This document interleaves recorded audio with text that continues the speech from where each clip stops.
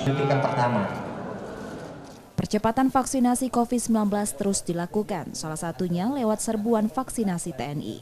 Senin petang, Kepala Staf Angkatan Darat Jenderal Dudung Abdurrahman memeriksa pelaksanaannya di Balai Prajurit Palembang, Sumatera Selatan. Vaksinasi juga dilakukan serentak di wilayah lain di Sumatera Selatan. Serbuan vaksinasi kali ini menyasar 1.000 sasaran untuk dosis pertama dan kedua serta dosis booster. Selain itu, Kasat juga memberikan bantuan sembako untuk masyarakat yang selesai menjalani vaksinasi. Serbuan vaksinasi TNI AD diharapkan membantu percepatan vaksinasi di Sumatera Selatan.